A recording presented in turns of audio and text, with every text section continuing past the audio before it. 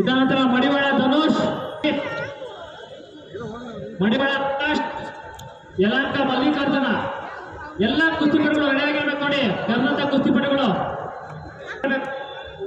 ಧನುಷ್ ಉತ್ತಮದ ಪಟ್ಟಂಕದ ನೋಡಿ.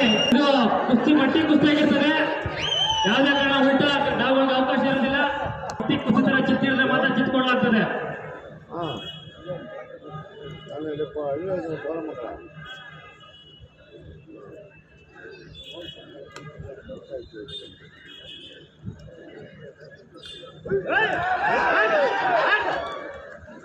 ಉತ್ತಮ ಕುಸ್ತಿಗಳು ಪ್ರೇಕ್ಷಕರು ಚಪ್ಪಾಳೆ ತಟ್ಟಬೇಕು, ಜೋರಾಗಿ ಚಪ್ಪಾಳೆ ತಟ್ಟಿ ಕುಸ್ತಿಗಳು ಮುಗಿಸಬೇಕು.